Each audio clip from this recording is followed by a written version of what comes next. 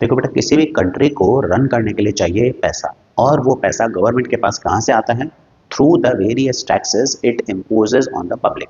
Public वो पैसा government को टैक्स के फॉर्म में देती है। अलग अलग तरह के बहुत सारे टैक्सेस होते हैं, और उस पैसे को गवर्नमेंट को यूटिलाइज करना होता है। ठीक है, अब कैसे करती है वो बात की बात है। हम बात करते हैं यहाँ पर टैक्सेशन में, डायरेक्ट टैक्सेस में इनकम टैक्स की।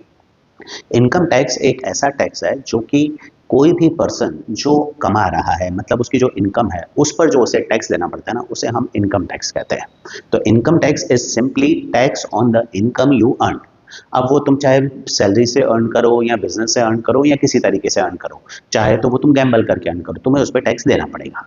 अब यहाँ पर हम लोग बात करेंगे सिर्फ उस इनकम टैक्स की जो सैलरीड पर्सन्स के ऊपर लगता है, मतलब जिन्हें सैलरी मिलती है, जो जॉब करते हैं। सबका टैक्सेशन अलग अलग तरह का है, तो हम बात करेंगे सिर्फ सैलरीड इंडिविजुअल्स की।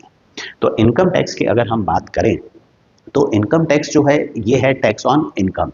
अब देखो, टैक्स इनकम टैक्स कैलकुलेट कैसे करते हैं हम?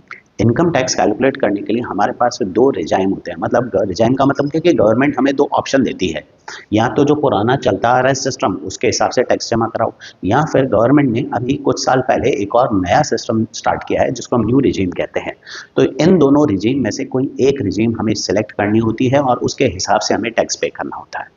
अब दोनों में देखा जाए तो मोर और लेस एक जैसा ही तरीका होता है, पर जो ओल्ड रिजाइम है वो थोड़ी सी कॉम्प्लिकेटेड होती है, और जो न्यू रिजाइम है उसको गवर्नमेंट ने काफ़ी सिंपल कर दिया है।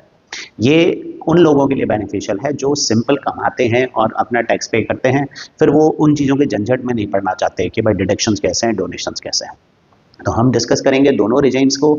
सबसे पहले बात करेंगे हम ओल्ड रिजीम की। ओल्ड रिजीम मतलब जो सालों से चलता आ रहा है, पुराना जो सिस्टम है टैक्स पे करने का।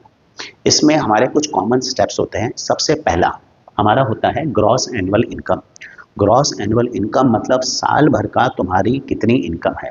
सपोज महीने की 50,000 है तो साल की इनकम कितनी होगी? 6 लाख रुपए। तो पूरे साल की इनकम तुम्हें देखनी होगी। फिर वो जो साल की इनकम है ना पूरी तुम्हारी, तुम्हें उस पर टैक्स नहीं देना होता, वो तो तुम्हारी एनुअल इनकम है। तुम्हें टैक्स देना होता है टैक्सेबल इनकम में। मतलब जो पूरे साल की इनकम है ना, उसमें तुम्हें कुछ डिडक्शंस मिलते हैं। डिडक्शंस मतलब कुछ चीज़ें तुम्हारी लेस हो जाती हैं कि भाई इस पर टैक्स नहीं लगेगा, तो वो पैसे माइनस करते हैं। जैसे डोनेशंस हैं, डिडक्शंस हैं, ये एनुअल इनकम में से लेस किए जाते हैं। मान लो कि तुम 6 लाख रुपए साल के कमा रहे हो, वो 6 लाख रुपए में से 50,000 तुमने डोनेशन दे दिया, है ना। और मान लेते हैं 1 लाख रुपए के और भी दूसरे डोनेशंस हैं, डिडक्शंस हैं। तो इस तरह से अगर तुमने 1.5 लाख के डोनेशंस और डिडक्शंस कर दिए 6 लाख में से, तो नेट 4.5 लाख पर तुम्हारा टैक्स लगेगा। तो जो एनुअल इनकम होती है ना, उसमें से डोनेशंस और डिडक्शंस ये माइनस किए जाते हैं। नाम से पता पड़ रहा है डिडक्शंस है तो डिडक्शंस लेस किए जाएंगे, और फिर उसको माइनस करके जो इनकम तुम्हारी आती है उसको बोलते हैं टैक्सेबल इनकम। उस पर टैक्स लगता है। अब टैक्स कितना लगता है उसके लिए गवर्नमेंट एक स्लैब देती है कि भाई इतने कमाने वाले लोगों के ऊपर इतना टैक्स है, इतने कमाने वाले लोगों के ऊपर इतना टैक्स है। तो जो ज़्यादा अर्न करते हैं उनके ऊपर टैक्सेबिलिटी थोड़ी ज़्यादा होती है, जो कम अर्न करते हैं उन पर टैक्सेबिलिटी कम होती है। ठीक है, तो पहले एनुअल इनकम देखनी होती है, उसमें से तुम्हें डिडक्शंस लेस करने होते हैं। जो जो छूट मिल रही है ना तुम्हारे को, एक तरह की छूट मिल रही है, वो छूट उसमें से कम करनी है और टैक्सेबल इनकम निकालनी है। अब टैक्सेबल इनकम के ऊपर लगेगा टैक्स। अब टैक्स कितना लगेगा वो स्लैब होती है, स्लैब में देखकर हम चेक करते हैं 10%, 5%, 15% कितना लग रहा है, उस स्लैब के हिसाब से हम टैक्स निकालते हैं। तो ये हमारा इनकम टैक्स आता है, और उसके ऊपर जरा सा surcharge health and education cess होता है। ये हेल्थ एंड एजुकेशन सेस ये इस इनकम टैक्स के ऊपर लगता है। ये फिक्स्ड होता है, लिमिटेड होता है, बहुत ज़्यादा नहीं होता। मतलब जैसे 1,000 रुपये का टैक्स है तो 1,000 रुपये के ऊपर 40 रुपये करीब एक्स्ट्रा टैक्स लग जाता है। तो वो सरचार्ज होता है, उसको हेल्थ एंड एजुकेशन सेस कहते हैं। ये पैसा गवर्नमेंट को यूज़ करना होता है कंट्री में जो रहने वाले वीकर सेक्शंस ऑफ सोसाइटी हैं उनकी हेल्थ और एजुकेशन के इम्प्रूवमेंट के ऊपर। तो ये अलग चीज़ हो गई, और ये अब इनकम टैक्स में ऐड करके फाइनल टैक्स तुम्हारा निकल के आएगा। तो बेसिकली ये तुम्हारे 6 स्टेप्स हैं। ब्रॉडली देखें ना, 6 स्टेप्स हैं। पहले तुम्हारा साल भर की इनकम क्वेश्चन में दे रखी होगी, डिडक्शंस सारे डिडक्शन जितने हैं ना सारे इकट्ठे करके लेस करने हैं इसमें से, और तुम्हारी निकलेगी टैक्सेबल इनकम। उस टैक्सेबल इनकम के ऊपर टैक्स लगाना है, और सरचार्ज यानी कि सेस लगाकर तुम्हें उसको ऐड कर देना, बस। अब न्यू रिजीम में भी तुम देखोगे कि मोर और लेस सेम चीज़ें ही हैं, पर न्यू रिजीम में काफ़ी सिंपल हो जाता है, क्योंकि वहाँ पर ये जो डिडक्शंस है ना, डोनेशंस और डिडक्शंस, ये खत्म हो जाते हैं। तो फिर मैंने लिखे क्यों हैं, एक आध डिडक्शंस हैं जो मिल जाते हैं, बाकी सारे डोनेशन डिडक्शंस यहाँ पर खत्म हो जाते हैं। मतलब यहाँ पर ये डोनेशन डिडक्शन नहीं होते। तो मोस्ट ऑफ द टाइम तुम्हारी ग्रॉस इनकम और टैक्सेबल इनकम में कोई थोड़ा सा फर्क होता है, ज़्यादा फर्क नहीं होता। तो तुम कहोगे ये तो नुकसान वाला काम हो गया। नहीं, नुकसान वाला काम यहाँ नहीं होता, क्योंकि गवर्नमेंट दोनों में स्लैब अलग अलग रखती है। मतलब इसमें अगर 5 लाख पे 10% का टैक्स है, तो इसमें 6 लाख तक पे 10% का टैक्स होगा। मतलब इसमें टैक्सेबिलिटी थोड़ी सी कम होती है, ठीक है। वो अभी स्लैब दिखाऊंगा तो वहाँ से तुम्हें समझ में आ जाएगा। तो ये comparatively new regime is more simple, ये ज़्यादा सिंपल है और इसमें टैक्स कैलकुलेट करना भी बहुत ही आसान होता है। अब आते हैं कि भाई डिडक्शंस कौन कौन से मिलने वाले हैं। ऐसी कौन सी छूट है जो गवर्नमेंट हमें कहती है कि भाई ये पैसा तुम बचा लो, इस पैसे पे टैक्स देने की ज़रूरत नहीं है। तो हमारे को डिडक्शंस याद रखने हैं, पर उससे पहले 1 मिनट के लिए फटाफट इसका स्क्रीनशॉट ले लो, जिससे तुम्हारे पास सारे स्टेप्स जो है ना वो एक साथ सामने नोट हो जाए। और एक स्क्रीनशॉट डिडक्शंस का भी ले लो, ये स्क्रीनशॉट डिडक्शंस का भी ले लो। एडमिसिबल डिडक्शंस जो हैं, ये सारे एडमिसिबल डिडक्शंस हैं, इनका भी स्क्रीनशॉट ले लो, ताकि तुम्हें पता पड़ जाए कि कौन कौन से डिडक्शंस हैं जो अवेलेबल हैं। अब सबसे पहला एक होता है हमारा स्टैंडर्ड डिडक्शन, ये सब पर लगता है। स्टैंडर्ड डिडक्शन मतलब गवर्नमेंट सीधा जो भी टैक्स है ना, सॉरी इनकम है ना, उस इनकम में से 50,000 की तो सीधी लेस कर देती है। स्टैंडर्ड डिडक्शन कह के हमने सीधा उसको लेस कर दिया कि भाई इस पे तो टैक्स नहीं देना आपको।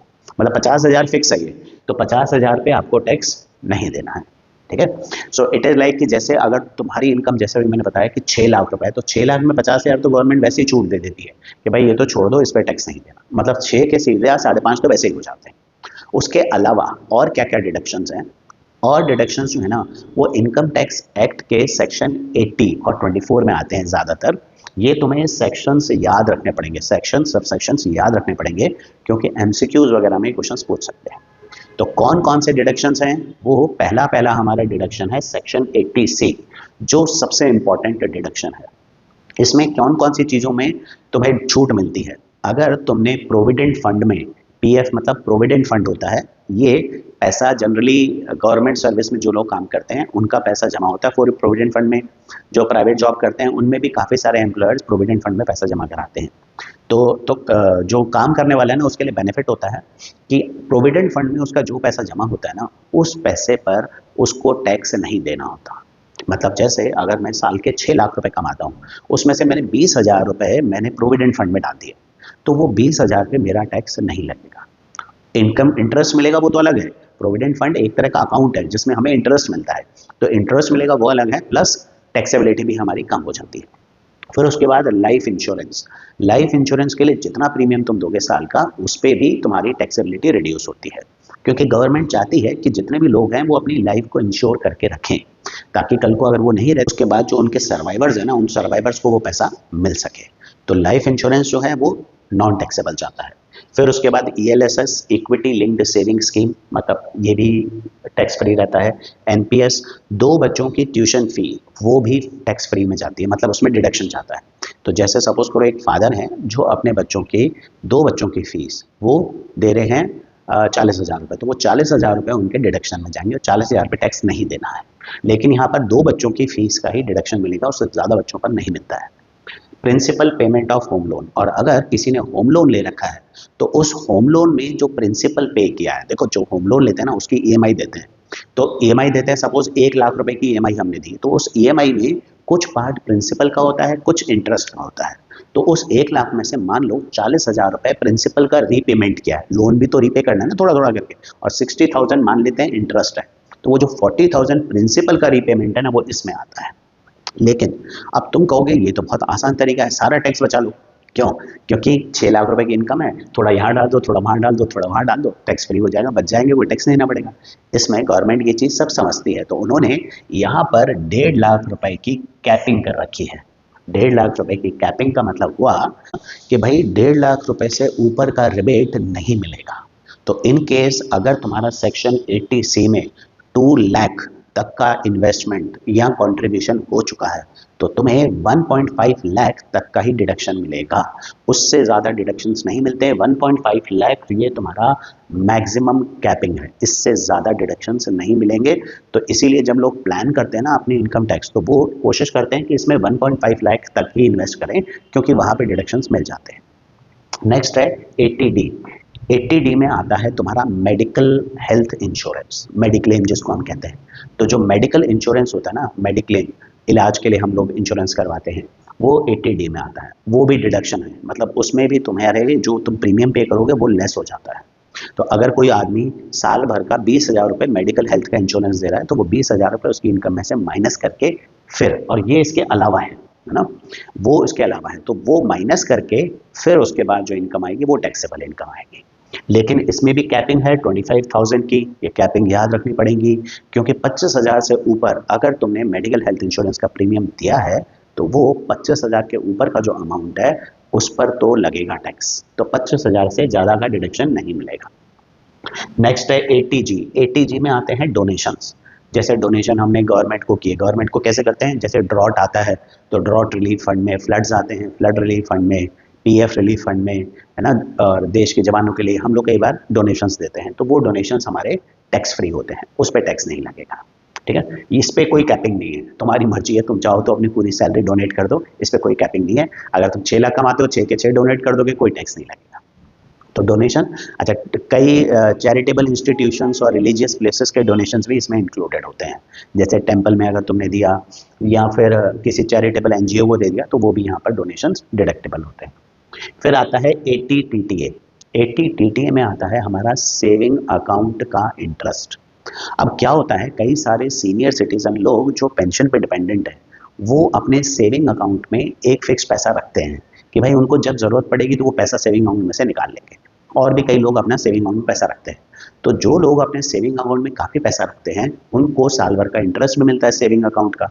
तो यहाँ पर 80TTA में सेविंग अकाउंट से जो इंटरेस्ट मिलने वाला है वो तुम्हारा टैक्स फ्री है, लेकिन 10,000 तक का जो इनकम है वही टैक्स फ्री है। 10,000 से ऊपर अगर कोई भी इनकम है तो उस पर टैक्स लगेगा। मतलब अगर तुम्हें साल भर में 15,000 रुपये की इनकम मिलती है ना सेविंग अकाउंट से इंटरेस्ट के फॉर्म में, तो 15,000 में से 10,000 की छूट मिलेगी, उसके ऊपर जो 5,000 है उस पर टैक्स लग जाएगा, इस तरह से। नाउ नेक्स्ट है सेक्शन 24, डिडक्शन अंडर सेक्शन 24।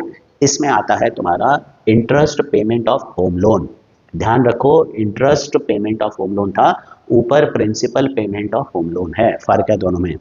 जैसे मैंने तुम्हें बताया कि अगर तुमने एक होम लोन ले रखा है और उस होम लोन का मान लेते हैं 1 लाख रुपए का तुमने ईएमआई दिया है पूरे साल का, उस 1 लाख में से 40,000 मान लेते हैं प्रिंसिपल है और 60,000 इंटरेस्ट है।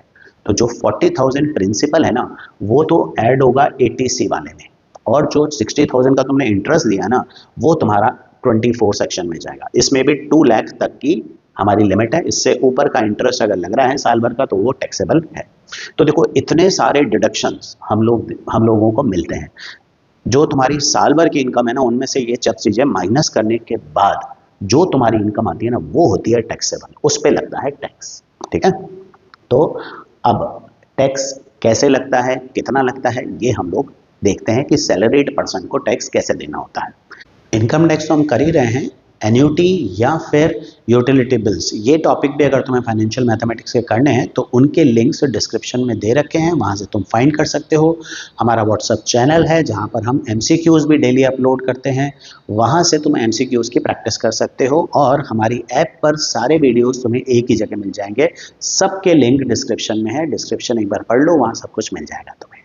मैं पहले कुछ सिंपल क्वेश्चन करूँगा, मैं टोटल तुम्हारे को सिर्फ 7 क्वेश्चन कराऊंगा, ये 7 क्वेश्चन बहुत अच्छे से करना। ठीक है, इन 7 क्वेश्चंस के अंदर हर क्वेश्चन के अंदर कुछ नया मिलेगा तुम्हारे को, तो सारे क्वेश्चंस अच्छे से करना। लास्ट वाला क्वेश्चन जो है वो ऐसा है जिसमें मैंने करीब करीब सब कुछ कवर करने की कोशिश की है। तो यहाँ पर हम स्टेप बाय स्टेप चलते हैं। सबसे पहला क्वेश्चन देखो, इसमें तुम्हें दे रखा है gross annual income of a person is ₹9 lakh. तो सबसे पहला काम क्या है, ग्रॉस एनुअल इनकम निकालना। तो ग्रॉस एनुअल इनकम आदमी की कितनी है, ये है 9 लाख रुपए। अब यहाँ पर सबसे पहला काम है एनुअल इनकम, दूसरा काम है डिडक्शंस। डिडक्शंस माइनस करके टैक्सेबल इनकम निकालो। तो हम डिडक्शंस माइनस करेंगे, क्या क्या डिडक्शंस मिलते हैं। तो डिडक्शंस पे ध्यान दें। सबसे पहला डिडक्शन कौन सा है? Standard deduction. ये तो फ्लैट मिलता है तो इसमें तो कोई दिक्कत ही नहीं है, ये फ्लैट दे दो। तो स्टैंडर्ड डिडक्शन हमारा ये है, एक काम करें इसको ऐसे लिखते हैं हम लोग, डिडक्शंस एंड डोनेशंस करके लिखते हैं। डिडक्शंस है ना, डोनेशन कुछ है नहीं तो डिडक्शंस लिखते हैं, है ना। सबसे पहला स्टैंडर्ड डिडक्शन, तो स्टैंडर्ड डिडक्शन कितना है? ये फ्लैट 50,000 का है, तो 50,000 का स्टैंडर्ड डिडक्शन फ्लैट। फिर उसके बाद वो कह रहा है कि भाई 3,000 पर मंथ कहाँ दे रहा है? जीपीएफ। जीपीएफ होता है जनरल प्रोविडेंट फंड, मतलब प्रोविडेंट फंड में ही आता है। और प्रोविडेंट फंड कौन से सेक्शन में आता है? 80C में आता है। Provident fund, tuition fee of children दोनों 80C में आते हैं। तो ये आदमी पैसा कहाँ पर खर्च कर रहा है? 3,000 रुपये खर्च कर रहा है, जीपीएफ में इन्वेस्ट कर रहा है, और एनुअल ट्यूशन फी एक बच्चे की 54,000 दे रहा है। तो उसके डिडक्शंस में एक तो स्टैंडर्ड डिडक्शन, ये तो फ्लैट है, ये हमेशा ध्यान रखना है। फिर लगाएंगे डिडक्शंस अंडर सेक्शन 80C। अब 80C में कौन कौन से डिडक्शंस हैं उसके? सबसे पहला जीपीएफ का, तो जीपीएफ का डिडक्शन कितना है? ये है उसका 3,000 पर मंथ, मतलब 3,000 इंटू 12, एनुअल देखनी है हर चीज। 36,000 का उसका स्टैंडर्ड, ये सॉरी जीपीएफ का इन्वेस्टमेंट है। और ट्यूशन फी कितनी है उसके बच्चे की? तो ट्यूशन फी जो है ये निकल के आ रही है 54,000 की, तो ट्यूशन फी है 54,000 की। ये दोनों ही सेक्शन 80C के हैं, हर सेक्शन का कैलकुलेशन अलग करना है। तो ये दोनों सेक्शन 80C में आते हैं। टोटल 80C का डिडक्शन हमारा कितना आया? ₹90,000। 54 प्लस 36, 90,000 का टोटल डिडक्शन है। अच्छा, इसके अलावा और कुछ नहीं है। अब तुम्हें इसका इनकम टैक्स निकालना है। अब देखो डिडक्शन, स्टैंडर्ड डिडक्शन हमेशा मिलेगा, इसमें सिर्फ 80C था, तो अब निकालेंगे हमारी टैक्सेबल इनकम। टैक्सेबल इनकम कैसे निकलती है? टैक्सेबल इनकम वो होती है जिसपे इनकम टैक्स लगता है। तो हमारी टोटल इनकम, साल भर की इनकम कितनी है? 9 लाख रुपए। उस 9 लाख रुपए में से 50,000 तो स्टैंडर्ड डिडक्शन है और 90,000 ये हमारा 80C का डिडक्शन है। तो 9 लाख में से 1,40,000 हमारे सीधा लेस हो जाएंगे जिस पर टैक्स नहीं लगता। तो 9 लाख में से 1,40,000 गए तो कितने बचे? ₹7,60,000। इस पर हमें टैक्स देना है, तो हमें 7,60,000 के ऊपर टैक्स देना है। तो अब पहले हमने annual income, deductions, taxable income, अब देखते हैं टैक्स, कितना टैक्स देना पड़ेगा। इस पे टैक्स देना है ना, कितना देना पड़ेगा ये देखते हैं। उसके लिए स्लैब है, ये स्लैब हमें क्वेश्चन में दे रखी होती है। तो स्लैब जरा ध्यान से देखो, स्लैब में क्या लिखा है? Up to 3 lakh nil tax. तो भाई अगर मेरी इनकम, टैक्सेबल इनकम, ये इनकम टैक्स की बात हो रही है ना, तो टैक्सेबल इनकम देखते हैं हम। टैक्सेबल इनकम अगर 3 लाख तक है ना तो उस पर नील टैक्स, मतलब कोई टैक्स नहीं लगेगा। अगर मेरी इनकम 3 लाख से 6 लाख के बीच में है तो 5% टैक्स लगेगा। यहाँ पर तो मेरी इनकम 7,60,000 है, मतलब इस स्लैब में आती है ना। अब यहाँ पर देखो, यहाँ पर जो 10% टैक्स है ना, ये फ्लैट नहीं है, इसमें भी तुम्हारे लिए बहुत बेनिफिट होते हैं। कैसे? देखो क्या लिखा है, 3 लाख से 6 लाख के बीच में जो इनकम है उस पर 5% टैक्स। तो तुम टैक्सेबिलिटी लगाते हो स्टेप्स में। कैसे? हम निकालेंगे इनकम टैक्स। हमारी इनकम कितनी है टोटल? हमारी इनकम है 7,60,000 जो टैक्सेबल इनकम है। उस 7,60,000 में से किस तरह से हमें इसको डिस्ट्रीब्यूशन करना है? इसका जो पहला 3 लाख रुपए है उस पर कोई टैक्स नहीं लगेगा, नो टैक्स। पहले 3 लाख पे नील टैक्स। फिर अगले 3 लाख से 6 लाख तक, तो 3 लाख से 6 लाख तक कितने रुपए हो गए? 3 लाख रुपए हो गए। उस 3 लाख पे कितना पैसा लगेगा? 5%, मतलब 7,60,000, 7,60,000 को तुम्हें स्टेप्स में डिवाइड करना है। पहले 3 लाख पे 0 टैक्स, अगले 3 लाख से 6 लाख तक 3 लाख रुपए जो है उस पर 5% का टैक्स, और फिर 6 लाख के ऊपर जो इनकम है ना उसके ऊपर 10%। तो 6 लाख तो मेरी इनकम कंप्लीट हो गई। यहाँ पर 760 में से 600 लेस हो गए, कितनी बची? 160। तो ये जो 1,60,000 है ना, इस 1,60,000 के ऊपर मुझे देना है 10% का tax as per the slab. तो टोटल सीधा फ्लैट 10% नहीं देना है, पहले 3 लाख पे कोई टैक्स नहीं है, फिर 3 लाख से 6 लाख के बीच में 5%, 6 लाख के ऊपर जो भी है उस पर 10%। इस तरह से तुम्हें स्लैब में इसको डिस्ट्रीब्यूट करना है। तो पहले 3 लाख पे तो निल है, इसको तो छोड़ दो, अगले 3 लाख पे 5% है, तो मेरा टैक्स कितना लगेगा, 5% ऑफ 3 लाख प्लस अगले 1,60,000 पे 10%, 10% ऑफ 1,60,000, तो 5% ऑफ 3 लाख ये हो गया 15,000 प्लस 10% ऑफ 160 ये आ गया 16,000। मतलब टोटल मेरा टैक्स बन के आएगा 31,000 का। ठीक है, तो 31,000 यहाँ टैक्स अच्छे से समझ लेना, पहले 3 लाख पर 0, अगले 3 लाख पे 5%, अगले जो 6 लाख के ऊपर जितना भी पैसा है उस पे 10%। इस तरह से तुम्हें इसको स्टेप वाइज ब्रेक डाउन करना है। तो 31,000 का टोटल टैक्स बन गया हमारा। अब इसके ऊपर क्या लगाना है हमें, cess, health and education cess, जिसको हम सरचार्ज कहते हैं। तो हेल्थ एंड एजुकेशन सेस ये हमेशा 4% होता है। तो हेल्थ एंड एजुकेशन सेस 4% का लगेगा। 4% किसका, इनकम टैक्स का, इनकम का नहीं, इनकम टैक्स का 4%, कोई बहुत ज़्यादा नहीं बनता, इनकम का 4% नहीं लेना होता, सिर्फ जो इनकम टैक्स निकला है ना तुम्हें उसका 4%, तो इसका 4% लेना है, ये कैंसिल। तो ये हो गया मेरे पास 1240 रुपीज़, ये मेरा आ गया हेल्थ एंड एजुकेशन सेस। तो टोटल टैक्स पेएबल मेरा साल भर का कितना है, टोटल टैक्स पेएबल मेरा बन के आएगा 31,000 तो टैक्स प्लस 1240 का सेस, यानी कि ये बन के आएगा 32,240 रुपीज़, ये मेरा फाइनल टैक्स बन के आएगा। इस तरह से हमें क्वेश्चन को अटेम्प्ट करना है। एक बार फिर से देख लो, पहले तुम्हारी एनुअल इनकम में से डिडक्शन लेस करो, फिर जो टैक्सेबल इनकम आएगी उस पर टैक्स लगाओ और उस पर सेस लगाकर ऐड कर दो। इस तरह से हमें क्वेश्चन को करना है। ठीक है, और भी क्वेश्चन में दिखाऊंगा, सब में यही चीजें करनी होंगी मोर और लेस, पर मैं सब में कुछ ना कुछ थोड़ा सा एडिशन करता रहूंगा। अच्छा, हर साल की स्लैब अलग अलग होती है, 2023-24 की स्लैब अलग है, 2024-25 की स्लैब अलग है, 25-26 की स्लैब अलग होगी एंड सो ऑन। अब स्लैब के हिसाब से हमें टैक्स लगाना होता है। ये स्लैब क्वेश्चन में तुम्हें दे रखी होती है कि कौन सी ईयर की स्लैब है और कितना टैक्स लगेगा। ठीक है, slab is given to you in the question. Cess वाली जो चीज़ है ना वो 4% है फ्लैट, वो तुम्हें याद रखना है। चलो अब देखो, Suman is earning a salary of 70,000 per month. तो पहले हम सुमन की ग्रॉस एनुअल सैलरी निकालते हैं।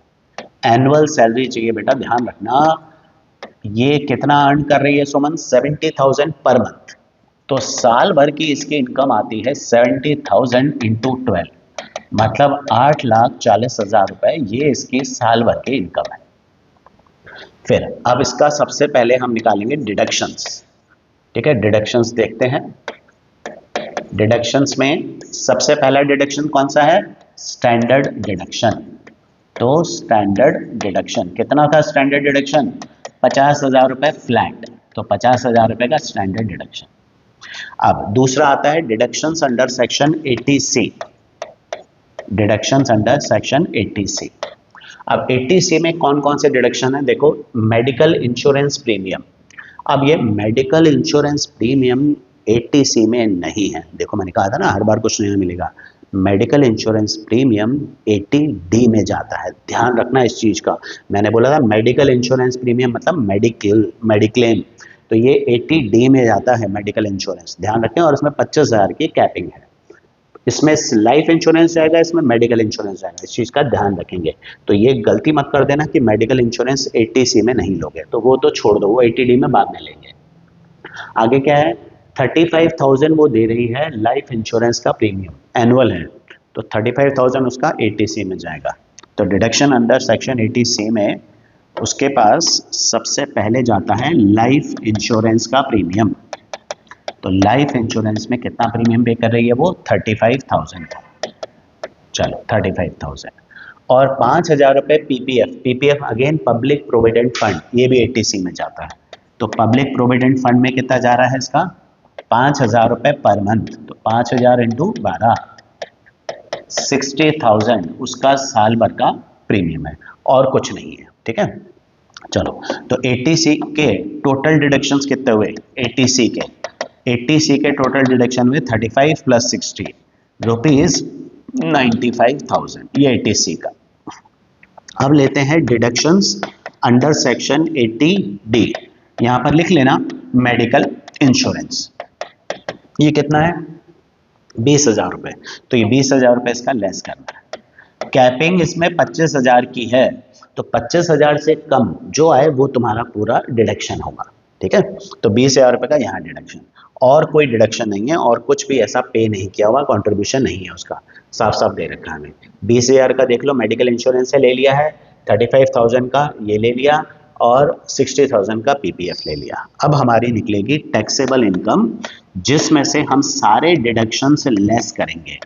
तो सबसे पहले एनुअल इनकम थी हमारी 8,40,000, उसमें से क्या क्या माइनस करना है?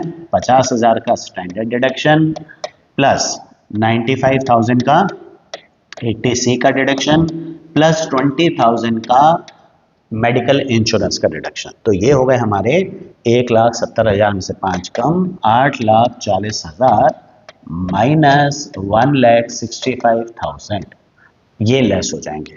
तो 8,40,000 में से 1,65,000 माइनस करने हैं, तो ये निकल के आते हैं रुपीज 640, 740 हो गए, 740 में से 6,75,000, ये हमारे 6,75,000 जो है ये हमारी पूरी टैक्सेबल इनकम निकल के आती है। मतलब इस पर टैक्स लगेगा।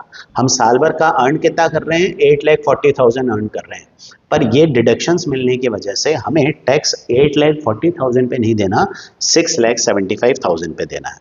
और 6,75,000 पे जो टैक्स लेना है तो उसको कैसे डिवाइड करना है हमें एक बार फिर से समझ लो। ये चीज 6,75,000 रुपए है, पहले 3 लाख पे निल, तो मैं इसको कैसे डिस्ट्रीब्यूट करूंगा? ये रफ में कर लेना, पहले 3 लाख पे निल, फिर अगले 3 लाख से 6 लाख पे 5%, तो 3 लाख से 6 लाख, मतलब इन दोनों का जो डिफरेंस है उस पर कितना देना है हमें? 5%। और 6 लाख के ऊपर जो अमाउंट है उस पर 10%, तो 6 लाख के ऊपर कितना है हमारा? 75,000 है, तो 75,000 का 10%। तो हमारा इनकम टैक्स जो निकल के आएगा ये आएगा 5% 3 लाख का प्लस 10% 75,000 का। तो 5% 3 लाख का ये हो गया 15,000 रुपए, 10% 75,000 का 7,500 रुपीज, तो रुपीज 22,500, ये हमारा इनकम टैक्स निकल के आया। अब इस इनकम टैक्स के ऊपर क्या लगाना है हमें? Health and education cess. तो H&E health and education cess, ये कितना है? 4%। किसका? इनकम टैक्स का। तो 22,500 का 4%, 225 इंटू 4 कितना हो गया? 900 रुपए, ये हमारा सेस हो गया। टोटल टैक्स कितना देना है? टोटल टैक्स ये हमारा आएगा 22,500 प्लस सेस 900 रुपए का, ये आएगा रुपीज 23,400, ये हमारा टोटल टैक्स है जो हमें पे करना है। तो इस बार इसकी इनकम देखो थोड़ी कम थी, पिछली बार 9 लाख रुपए थी, इस बार 8,40,000, तो टैक्स भी थोड़ा सा पिछली बार के हिसाब से कम आया है। तो इस तरह से टैक्सेबिलिटी हमारी बनती है, ठीक है। और वही स्टेप्स हैं, बस ये और चीज ध्यान रखना, मेडिकल इंश्योरेंस अलग है, लाइफ इंश्योरेंस अलग है। लाइफ इंश्योरेंस 80C में आता है, मेडिकल इंश्योरेंस 80D में जाता है। अब जो नेक्स्ट क्वेश्चन है, ये सेशन तुम्हारा जो फाइनेंशियल ईयर है, फाइनेंशियल ईयर 24-25 की हम लोग यहाँ पर बात करेंगे, ठीक है। अब फाइनेंशियल ईयर 24-25 में टैक्सेबिलिटी निकालनी है। अब ये क्वेश्चन भी काफी अलग होगा, ध्यान से देखना, इसमें कुछ नई चीज देखेंगे हम। हमारी ग्रॉस एनुअल इनकम ये कितनी है? ग्रॉस एनुअल इनकम, संता जी हैं भाई, संता इज अर्निंग 6,65,000 रुपए। तो संता जी कितना कमा रहे हैं साल भर का? 6,65,000 रुपए कमा रहे हैं। तो ग्रॉस एनुअल इनकम संता जी की है भाई 6,65,000। और गलत हो गई, तो शीशी करके लिख दिया है ना, इसमें गलती से शीशी लिख गया, तो इसको संता को भाई संतरा कर देते हैं तो संतरा जी is earning salary of 6,65,000. Now she donates rupees 25,000 to PM Drought Relief Fund. अब डोनेट कर रही है, ये डिडक्शंस में ही है पर ये डोनेशंस हैं, और डोनेशंस किस में जाते हैं? डोनेशंस जाते हैं सेक्शन 80G के अंदर। तो ये ध्यान रखें कि जो भी डोनेशंस हैं वो सेक्शन 80G में जाएंगे। सेक्शंस याद रखने हैं, एमसीक्यूज में इस पर भी क्वेश्चंस बन सकते हैं। तो ये आगे हैं। तो यहाँ पर कि भाई इसने सबसे पहले हम इसके डिडक्शंस लेते हैं, तो डिडक्शंस लिखते हैं। डिडक्शंस में क्या क्या आएगा? सबसे पहले स्टैंडर्ड डिडक्शन, बाकी सब बाद में। स्टैंडर्ड डिडक्शन कितना है? 50,000 रुपये का, ठीक है। फिर अब लेते हैं डिडक्शंस अंडर सेक्शन 80C। तो 80C में कौन कौन से डिडक्शन है? वो दे रही है लाइफ इंश्योरेंस का प्रीमियम 40,000 एनुअली। तो इसमें आता है एक तो लाइफ इंश्योरेंस जो वो दे रही है, कितना? 40,000 का दे रही है। फिर 55,000 ELSS, ELSS भी इसमें जाता है। ELSS एक तरह के म्यूचुअल फंड्स होते हैं, है ना। इसमें पैसा लगाने पर वो टैक्स फ्री होता है। सारे म्यूचुअल फंड्स में नहीं होता, कुछ particular type of mutual fund होता है जिसमें इन्वेस्ट करने पर पैसा तुम्हारा टैक्स फ्री होता है, और कुछ नहीं है इसके अलावा। तो टोटल तुम्हारा कितना निकल के आ रहा है 80C का? 80C का टोटल निकल के आ रहा है 95,000 का, ठीक है। अब 25,000 उसने PM ड्रॉट रिलीफ फंड में दिए हैं, तो ये आएगा 80G का deduction. Deduction under section 80G लिख देना यहाँ पर, prime minister drought relief fund. इसमें कितना डिडक्शन है, कितना पे किया इसने? 25,000 रुपये दिए इसने, तो इसने 25,000 रुपये prime minister drought relief fund में दिए, ये भी लेस होंगे। तो अब इसकी टैक्सेबल इनकम कितनी निकल के आ रही है? सारे डिडक्शंस आ गए तीनों। स्टैंडर्ड डिडक्शन तो फिक्स है, वो तो हमेशा लगाना ही लगाना है। उसके अलावा 80C और 80G ही है।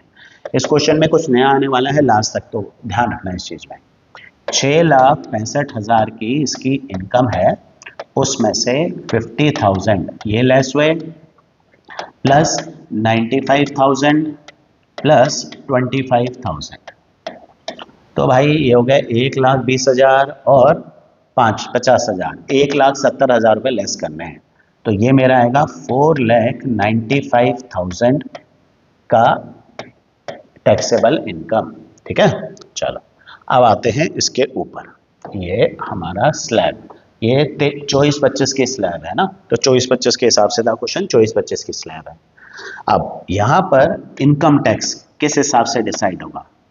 अब तुम्हारा 4,95,000 की टैक्सेबल इनकम है, पहले 3 लाख तक नील, तो इसको मैं डिवाइड करूंगा 3 लाख पर, पहले 3 लाख पर नील। फिर उसके बाद 3 लाख से ऊपर हमारा इस स्लैब में आ रहा है, तो 3 लाख से ऊपर जितना भी है उस पर 5%। 3 लाख के ऊपर ही हम नेक्स्ट में तो जाएंगे नहीं, तो 4,95,000 है, तो बचा हुआ कितना है 3 लाख के ऊपर? 1,95,000, इसका 5%। तो हमें सिर्फ 1,95,000 का 5% देना है। 3 लाख तक का टैक्स तो फ्री है हमारे पास, तो टैक्स बन के आएगा कितना? 5% ऑफ 1,95,000, ठीक है, जो कि हमारा बन के आता है 1915 to 5, ये आया हमारा ₹9,750 का इनकम टैक्स। अब यहाँ पर एक नई चीज़ तुम सीखोगे जो कि अभी तक हमने डिस्कस ही नहीं करी थी, वो है नई चीज़ है हमारा इनकम टैक्स का सेक्शन 87A। 87A क्या कहता है कि अगर किसी भी केस में तुम्हारा इनकम टैक्स 12,500 या उससे कम आता है, तो फिर वहाँ पर तुम्हारी टैक्सेबिलिटी 0 हो जाएगी। इसका मतलब कभी भी तुम्हारा इनकम टैक्स अगर 12,500 से कम आ रहा है, तो तुम्हारा नेट टैक्स पेएबल कितना होगा? नेट टैक्स पेएबल होगा 0, तुम्हें कोई टैक्स पे नहीं करना। लेकिन अगर टैक्स 12,501 रुपये भी आ जाता है या 505 रुपये कुछ भी आ जाता है, 12,500 से ऊपर, तुम्हें पूरा का पूरा टैक्स पे करना पड़ेगा।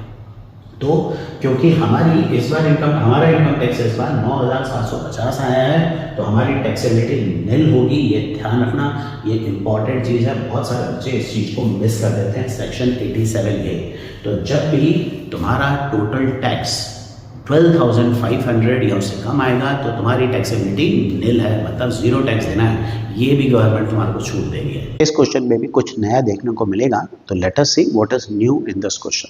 तो शुरुआत करते हैं हम लोग कि भाई अक्षरा की साल भर की जो सैलरी है वो है उसकी 12,50,000।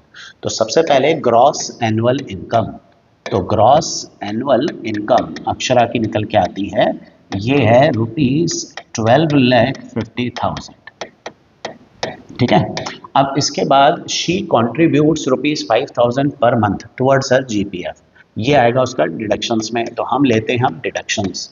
तो डिडक्शंस में कौन कौन से डिडक्शंस है कि भाई सबसे पहले हम लेते हैं हमारा जो कॉमन स्टैंडर्ड डिडक्शन है वो लेंगे। तो हमारा स्टैंडर्ड डिडक्शन इसमें निकल के आता है कितना, ₹50,000। अब लेते हैं हम अपने डिडक्शंस अंडर सेक्शन 80C। तो डिडक्शंस अंडर सेक्शन 80C में सबसे पहला जीपीएफ में वो कितना पे कर रही है, जीपीएफ में वो पे कर रही है 5,000 पर मंथ, मतलब साल का हो गया हमारा 60,000 रुपीज। ठीक है। और फिर उसके बाद annual premium of 30,000 life insurance का, तो लाइफ इंश्योरेंस का उसका प्रीमियम है ₹30,000 का। अब इसके अलावा एक चीज और दे रखी है कि भाई अक्षरा ने होम लोन ले रखा है, उस होम लोन में से वो प्रिंसिपल दे रही है 75,000 का और इंटरेस्ट दे रही है 50,000 का। जैसा मैंने पहले भी बताया था कि जब भी हम होम लोन लेते हैं तो उस होम लोन में जितनी हमारी साल भर की EMI होती है उसमें कुछ पार्ट प्रिंसिपल का होता है, कुछ पार्ट हमारा इंटरेस्ट का होता है। मतलब जैसे 1 लाख रुपए का अगर हमने लोन रीपे किया है 1 साल के अंदर, EMI रीपे की है, तो उस EMI में हमारा मान लेते हैं कि 40,000 अगर प्रिंसिपल है तो वो जाता है सेक्शन 80C में, और जो इंटरेस्ट है वो अलग से है। हमारा इंटरेस्ट जो है वो सेक्शन 24 में लेस होता है। तो ये ध्यान रखना, इंटरेस्ट अलग जाएगा, प्रिंसिपल अलग जाएगा। प्रिंसिपल किस में ऐड होता है, 80C में ऐड होता है, ध्यान रखना। तो हम आते हैं प्रिंसिपल पे। तो प्रिंसिपल ऑफ होम लोन ये हमारा कितना है, प्रिंसिपल ऑफ होम लोन ये है हमारा ₹75,000, ये 80C में ऐड होता है, ध्यान रखेंगे। तो टोटल हमारे 80C के डिडक्शंस निकल के आए हैं ₹1,65,000 पर। मैंने क्या बताया था कि 80C में हमारी 1,50,000 की कैपिंग होती है। मतलब अगर 1,50,000 से ऊपर का अगर तुम्हारा इन्वेस्टमेंट है तो तुम्हें 1,50,000 का ही डिडक्शन मिलेगा, उससे ज़्यादा नहीं मिल सकता। तो हम लिखेंगे but this is subject to maximum of ₹1,50,000। तो हमारी जो मैक्सिमम कैपिंग आएगी, जो डिडक्शन आएगा 80C का, वो कितना लेना है, वो 1,50,000 का लेना है। ध्यान रखेंगे 165 का नहीं लेंगे, 1,50,000 का डिडक्शन लेंगे 80C में। और जो इंटरेस्ट है वो जाता है हमारा सेक्शन 24 में, इंटरेस्ट ऑफ होम लोन। तो interest of home loan question में दे रखा है कितना है कि interest on home loan is 50,000 rupees. तो 50,000 रुपीज़ हमारा इंटरेस्ट ऑन होम लोन है, ये भी लेस करना है, ये अलग से जाएगा। तो टोटल हमारा टैक्सेबल इनकम जो है वो क्या निकल के आएगी, टैक्सेबल इनकम हमारी निकल के आएगी ग्रॉस इनकम माइनस डिडक्शंस। तो ग्रॉस इनकम हमारी कितनी थी, 12,50,000 अक्षरा की, उसमें से 50,000 का स्टैंडर्ड डिडक्शन और 80C का डिडक्शन देखो 165 का नहीं लेना है, 150 का लेना है। तो 1,50,000 का 80C का डिडक्शन प्लस सेक्शन 24 का 50,000 का डिडक्शन, यही चीजें हैं जो हमारे दे रखी है। तो एक बार फिर से देख लो क्वेश्चन में, 5,000 ये तो 80C में गया, ये भी 80C में गया, ये भी 80C में गया और ये सेक्शन 24 में गया, सब चीजें हमने कवर कर ली हैं। तो अब टोटल हमारी टैक्सेबल इनकम कितनी निकल के आती है, 1.5 लाख, 2 लाख, 2.5 लाख। तो टोटल टैक्सेबल इनकम हमारी निकल के आती है 12,50,000 में से 12.5 लैक्स में से 2.5 लैक्स लेस करके 10 लाख रुपीस, ये तुम्हारी टैक्सेबल इनकम है। इस पर टैक्स लगने वाला है, कितना लगने वाला है तो वो चेक करते हैं हम स्लैब के हिसाब से। तो चलो भाई स्लैब लेके आते हैं नीचे, ये हमारी स्लैब। अब 12,50,000 की बात हो रही है, तो 12,50,000, अब ये इसमें कैलकुलेशन थोड़ी ज़्यादा होंगी। 12,50,000 इसमें आ रहा है तो हमें यहाँ तक आना पड़ेगा। कैसे? देखो, अब हम निकालते हैं अपना इनकम टैक्स। सबसे पहले 3 लाख पे निल, फिर 3 लाख से 6 लाख पे 5%। तो 3 लाख से 6 लाख पे कितना अमाउंट हो गया? 3 लाख रुपए का। 5% ऑफ 3 लाख प्लस 6 लाख से 9 लाख पे 10%। तो 6 लाख से 9 लाख में कितना अमाउंट हुआ? 3 लाख रुपए। उस 3 लाख रुपए का 10% प्लस 10% ऑफ 3 लाख। ये कौन सा अमाउंट है? ये 6 लाख से 9 लाख वाला है। और 9 लाख से 12 लाख पे 15%। तो 9 लाख से 12 लाख फिर से 3 लाख रुपए हो गए। तो अगले 3 लाख पे कितना? 15%, है ना। 3 लाख अपनी तो 10 लाख ही, सॉरी 1 लाख का 15%। कैसे? एक बार फिर से समझ लो। टोटल हमारी इनकम, टैक्सेबल इनकम 10 लाख रुपए है, जिसमें से पहले 3 लाख पे निल, 3 लाख से 6 लाख, अगले 3 लाख पे 5%, फिर 6 लाख से 9 लाख, अगले 3 लाख पे 10%, और 9 लाख के ऊपर, है ना, सॉरी ये नहीं थी हमारी इनकम, है ना, सॉरी ये थी, क्योंकि 10 लाख था ना, मैं 12,50 के हिसाब से देख रहा, तो 10 लाख के हिसाब से 15%। तो अगले 1 लाख के ऊपर कितना? 1 लाख के ऊपर 15%। ये हो गए टोटल 10 लाख रुपए। तो पहले 3 लाख का निल छोड़ दिया हमने, अगले 3 लाख का 5%, अगले 3 लाख का 10%, अगले 1 लाख का 15%।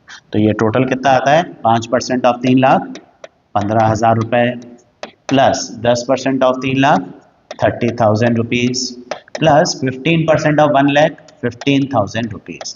तो टोटल टैक्स मेरा निकल के आ रहा है 60,000 रुपीज का।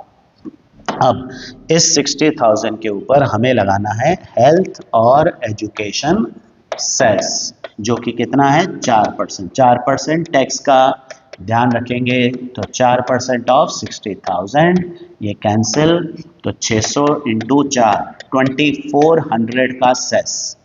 तो टोटल टैक्स पेबल मेरा कितना आएगा? टोटल टैक्स पेबल आएगा 60,000 प्लस सेस 2400 का। तो 62,000 2400 का टोटल टैक्स मेरा बन के आता है।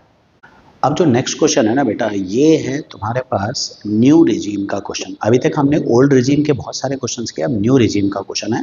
एक दो क्वेश्चन हम न्यू रिजीम के हिसाब से भी करके देखते हैं कि किस तरह से हमें न्यू रिजीम फॉलो करनी होती है, क्योंकि एग्जाम में जो क्वेश्चन आएगा वो न्यू रिजीम या ओल्ड रिजीम किसी का भी आ सकता है। कुछ नहीं मेंशन्ड है तो ओल्ड रिजीम से ही करते हैं, जिसमें डिडक्शन सारे देने पड़ते हैं। अब बात करें यहाँ पर, तो सबसे पहला काम है gross annual income as usual. तो हमारी ग्रॉस एनुअल इनकम जो है ये कितनी है? ये है ₹10,50,000। ये हमारी ग्रॉस एनुअल इनकम है।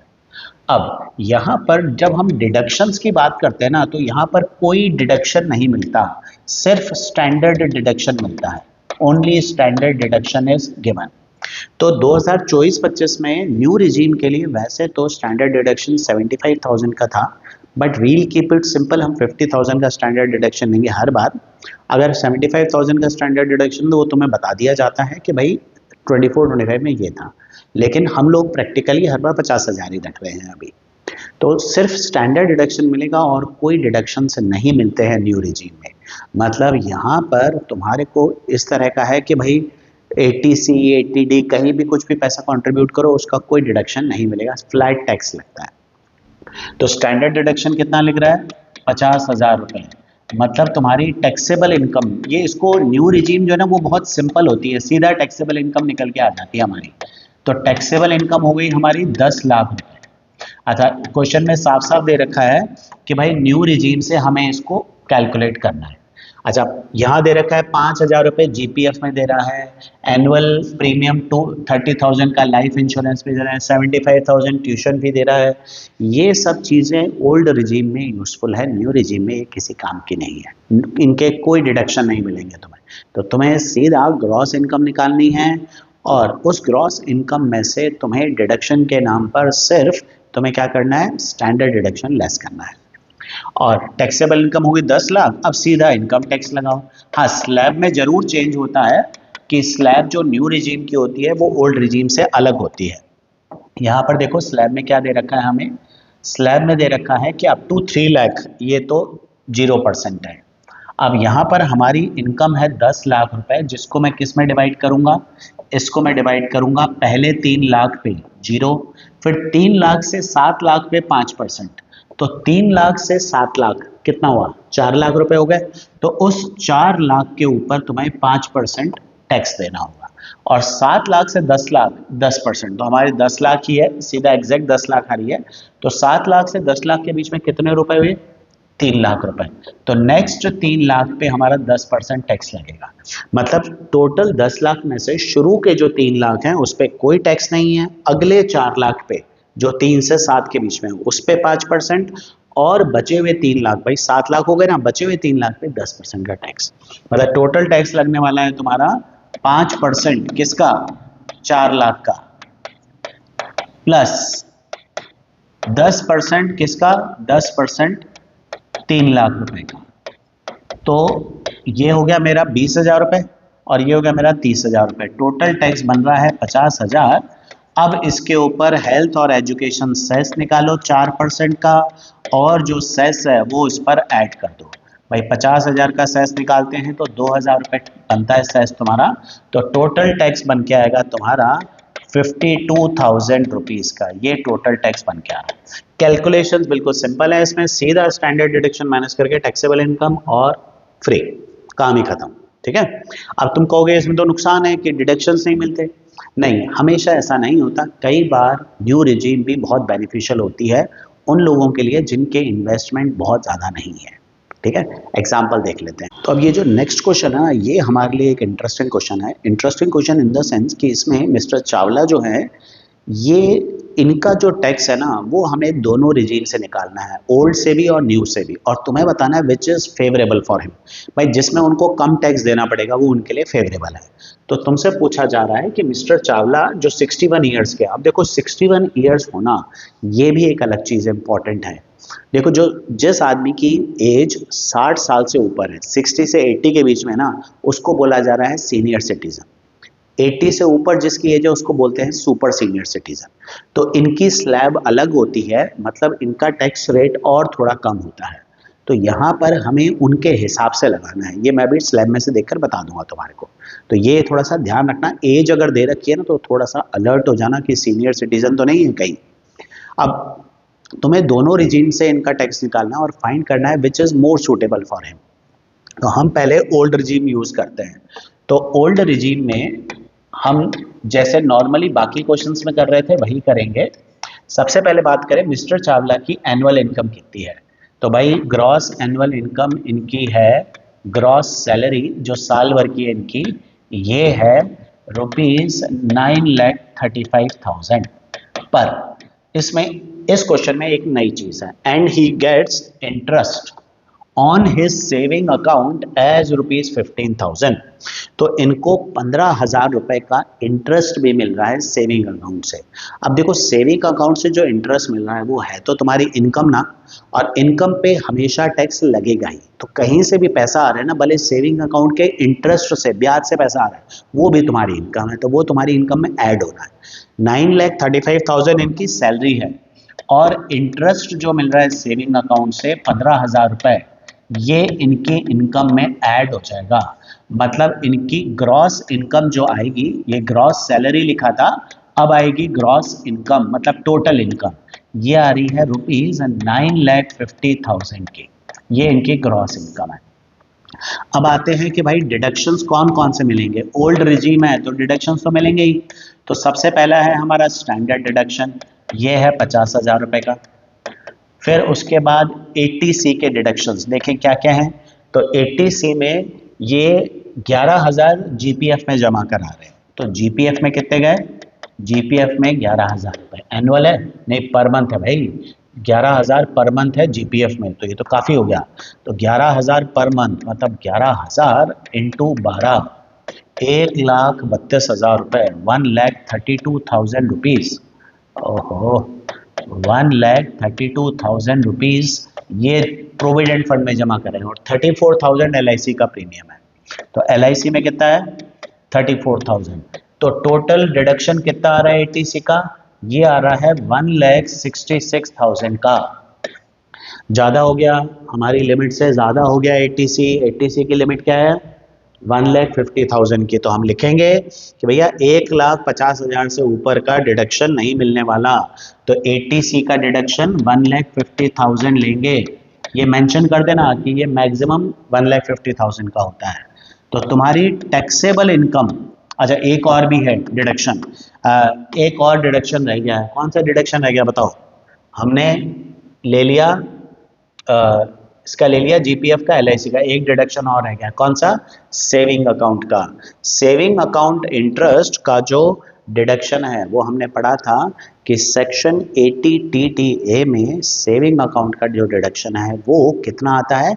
10,000 का डिडक्शन होता है। सेविंग अकाउंट के इंटरेस्ट पे भी छूट मिलती है ना? एक बार दिखा दूं मैं? तो चलो देखो एक बार कि सेविंग अकाउंट का डिडक्शन जो था, देखो ये लिया है, क्या लिखा है? 80TTA में 10,000 रुपए का डिडक्शन मिलता है इंटरेस्ट ऑन सेविंग अकाउंट। तो ये ध्यान रखना है हमारे को। तो हम इस पर आ रहे हैं अब कि नेक्स्ट क्वेश्चन था। तो यहां पर 80TTA का भी डिडक्शन मिलेगा, जो कि कितना है? 10,000 रुपए का डिडक्शन है। तो टोटल डिडक्शन हमारे कितने आ रहे हैं? मैं है ना अब थोड़ा सा ओरली कर रहा हूँ। 50,000 स्टैंडर्ड डिडक्शन, 1,50,000 ये हो गया हमारा 80 और 10,000 ये, तो 2,10,000 के टोटल डिडक्शन है। तो हमारी टैक्सेबल इनकम निकल के आएगी। टोटल इनकम कितनी थी? 9,50,000। उसमें से 2,10,000 के डिडक्शंस हो गए। मतलब मेरी इनकम निकल के आ रही है 8,40,000, सॉरी 7,40,000। ये मेरी टोटल इनकम निकल के आ रही है।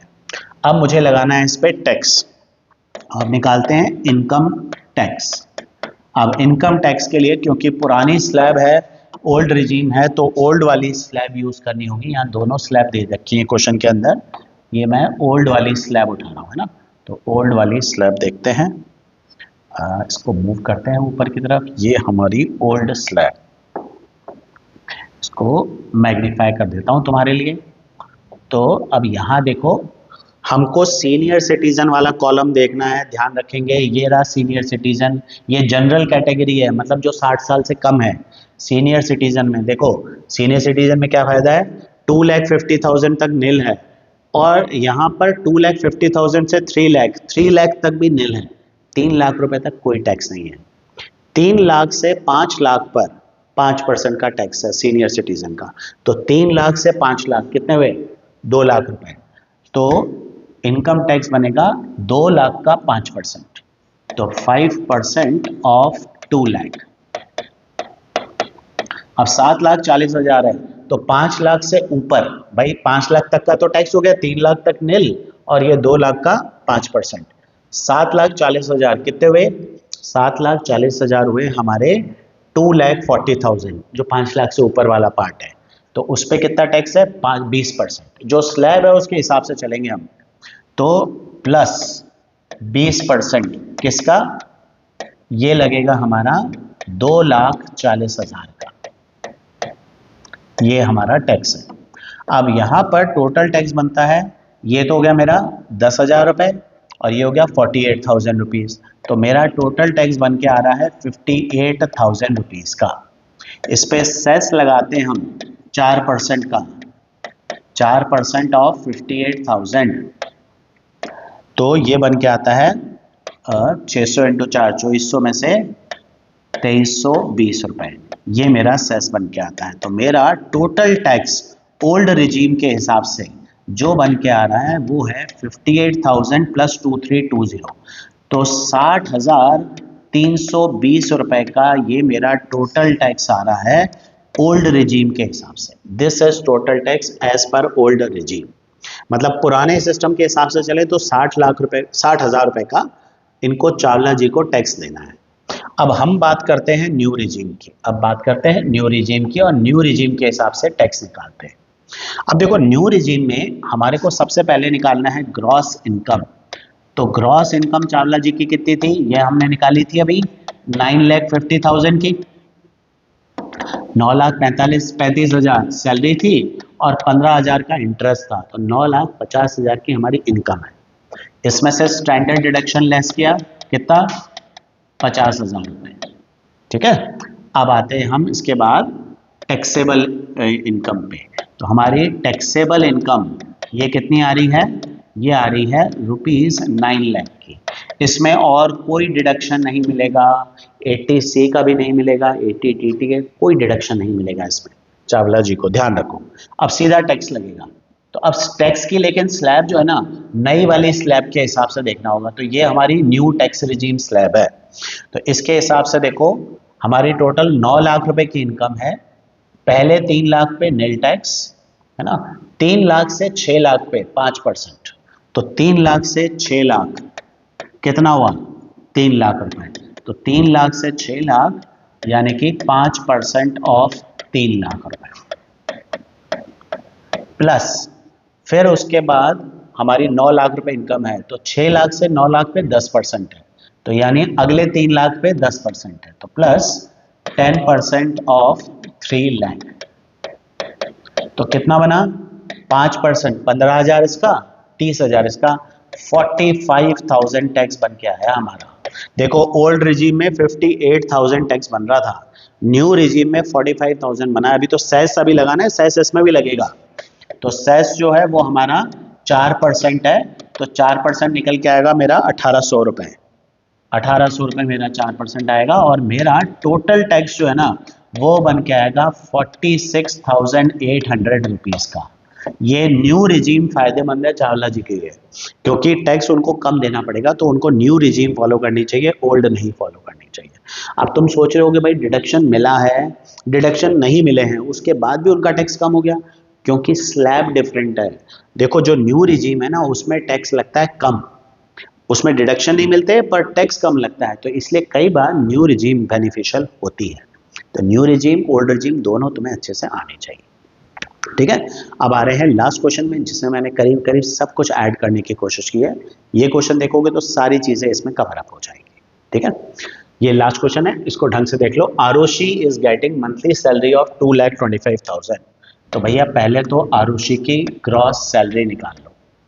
ग्रॉस सैलरी 2,25,000 इंटू 12, तो 24 लाख तो 2 लाख के हिसाब से हो गए, और 25,000 के हमारे 3 लाख रुपए हो गए, 27 लाख रुपए कमा रही है आरुषि। 27 लाख रुपीस की इसकी इनकम है, जिसमें से अब पहले ये देखिए भाई कोई सेविंग अकाउंट से कोई इंटरेस्ट कोई और इनकम आ रही है क्या। पीएम रिलीफ फंड में तो डोनेशन हो गई, पीपीएफ 80C हो गया, 56,000 चिल्ड्रन ट्यूशन फी 80C हो गया, होम लोन 80C और 24, बाकी तो और कुछ है ही नहीं। चलो, तो ग्रॉस सैलरी ग्रॉस इनकम है। अब आते हैं हमेशा डिडक्शंस के ऊपर। डिडक्शंस में पहला डिडक्शन स्टैंडर्ड डिडक्शन, तो स्टैंडर्ड डिडक्शन है 50,000 का। अच्छा 80C का डिडक्शन मैं डायरेक्ट ही लिख रहा हूँ ना, 1,50,000 का। क्यों, वैसे तो कैलकुलेट करके दिखाओगे। देखो 80C में क्या क्या जा रहा है, 7,000 पर मंथ पीपीएफ का है, तो 7,000 इंटू 12, 84,000 तो पीपीएफ का हो गया। 56,000 चिल्ड्रन की फीस जा रही है, ये 56,000 बच्चों की फीस, और प्रिंसिपल ऑफ होम लोन ये भी 80C में जाता है, तो प्रिंसिपल होम लोन का 40,000 रुपये है। तो 80C में 1,50,000 से ऊपर जा चुका है, तो हमारी कैपिंग 1,50,000 की, इसलिए 1,50,000 लिखा है मैंने, तुम्हें पूरा सॉल्व करके दिखाना होगा। अब आते हैं 80C के बाद और कहाँ पे दे रही है भाई, पीएम रिलीफ फंड, ये तो डोनेशन है, तो डोनेशन जाती है हमारी 80G में। कितना दे रही है पीएम रिलीफ फंड में, 60,000 रुपीज पीएम रिलीफ फंड में भी दे रही है मैडम, यहाँ भी इन्होंने कंट्रीब्यूशन किया है। और 72,000 ये है उनका interest paid for the whole year, ये जाता है सेक्शन 24 में, 72,000 का इंटरेस्ट, ये सेक्शन 24 में जाता है। बाकी ये जो 20,000 है ये एडवांस टैक्स है, ये लास्ट में, एडवांस टैक्स हमेशा लास्ट में ट्रीट करेंगे। तो ये उनके वेरियस डिडक्शंस हैं। तो भाई देखो टोटल डिडक्शन कितने आ रहे हैं हमारे, 2 लाख, 2,60,000, 2,60,000, चलो टोटल ही कर लेते हैं, 2, 7 और 6 13, 13 और 10 23, 3,32,000 के डिडक्शंस हैं। ठीक है, ये इतने बेनिफिट ले रही है ये। अच्छा, उसके बाद हम निकालते हैं हमारी टैक्सेबल इनकम। अब टैक्सेबल इनकम कितनी आएगी, ग्रॉस इनकम थी 27 लाख की, उसमें से 3,32,000 ये माइनस कर दिए, तो 27 लाख में से 3 लाख गए 24, बाकी 38,000 और माइनस करो, 23,68,000, 23,68,000 रुपीज, ये हमारा टैक्सेबल इनकम है। तो इतनी इनकम पे उसे टैक्स देना पड़ेगा। अब इनकम के टैक्स कितना आएगा, अब ये तो काफ़ी टैक्स बनने वाला है इसका। 23 लाख में 23 लाख की इसकी इनकम है और 24-25 की स्लैब है, तो 24-25 के हिसाब से रेटें लगाएंगे कि भाई पहले 3 लाख पे तो निल है, फिर 3 लाख से 7 लाख पे 5% है नए साल में 24-25 में, तो 3 लाख से 7 लाख पे 5% है, तो 5% किसका, 3 लाख से 7 लाख 4 लाख रुपए होते हैं, तो 4 लाख रुपए का 5% प्लस 7 लाख से 10 लाख 3 लाख रुपए हो गए, 3 लाख रुपए का 10%, तो 10% किसका, 3 लाख रुपए का। भाई अब इस बार तो हमें अबव 15 लाख तक आना पड़ेगा, 23,68,000 है इसकी इनकम, प्लस फिर 10 लाख से 12 लाख पे 15% है, तो 10 लाख से 12 लाख कितने हो गए, 2 लाख, 2 लाख का 15%, तो 15% ऑफ 2 लाख, प्लस 12 लाख से 15 लाख का 20%, तो 12 से 15 में कितने लाख हो गए, 3 लाख रुपए, उसका भी 20%, तो 20% ऑफ ये कितने हैं, 3 लाख रुपए, 3 लाख रुपए का 20%, बहुत टैक्स होगा इसका, प्लस 15 लाख से ऊपर सीधा 30% का फ्लैट है भैया, तो 15 लाख से ऊपर कितना दे रही है ये, 15 लाख से ऊपर कितना है इसका अमाउंट, तो 15 लाख अबव है 8,68,000 का 30%, काफ़ी टैक्स बनने वाला है इसका।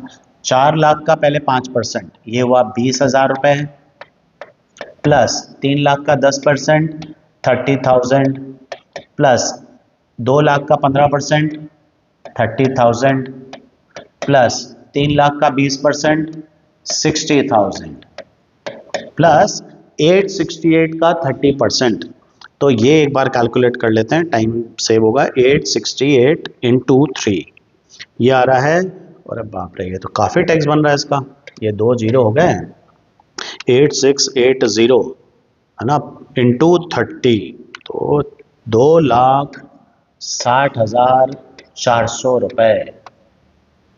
ठीक है, ये तो सिर्फ ये वाला पार्ट है, तो टोटल कितना बनना है, 2,60,400 प्लस 60,000 रुपये प्लस ये कितने हुए, 80,000 रुपये टोटल।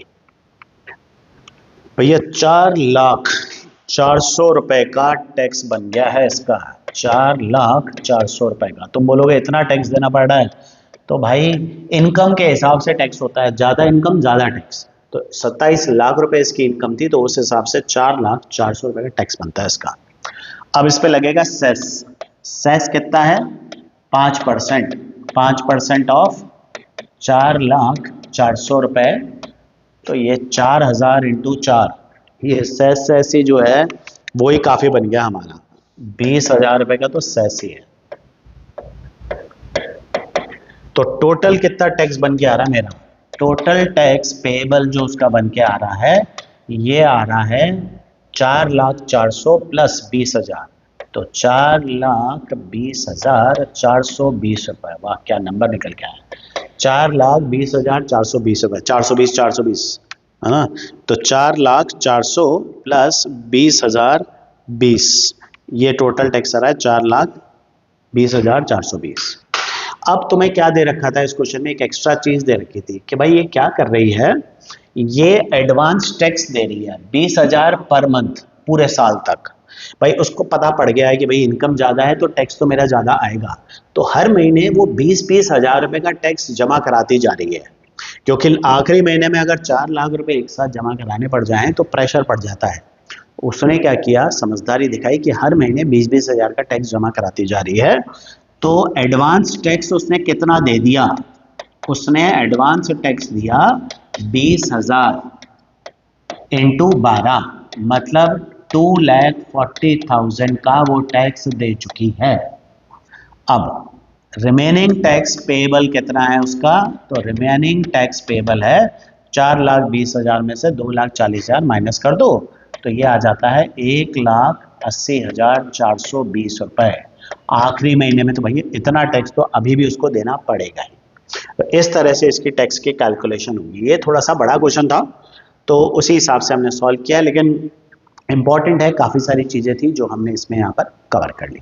अब वापस से एक बार थोड़ी सी चीज़ ध्यान रखना, एटीसी हमारे वेरियस इन्वेस्टमेंट आते हैं, प्रोविडेंट फंड, एलआईसी, जीपीएफ, जो भी हैं various, ELSS etcetera. Tuition fee of children भी एटीसी में आता है, और साथ ही साथ प्रिंसिपल ऑफ होम लोन भी एटीसी में आता है। एटीई में मेडिक्लेम आता है, 10,000 की कैपिंग है, एटीसी में 1,50,000 की कैपिंग है। एटीजी में तुम्हारे डोनेशंस आते हैं, उस पर कोई कैपिंग नहीं है। एटीटीटीए में तुम्हारा सेविंग अकाउंट का इंटरेस्ट आता है, उस पर 10,000 की कैपिंग है, और सेक्शन 24 में इंटरेस्ट ऑन होम लोन आता है, उस पर 2 लाख की कैपिंग है। ये सब चीज़ें तुम्हें ध्यान रखनी है, ये इंपॉर्टेंट है एमसीक्यू पॉइंट ऑफ व्यू से।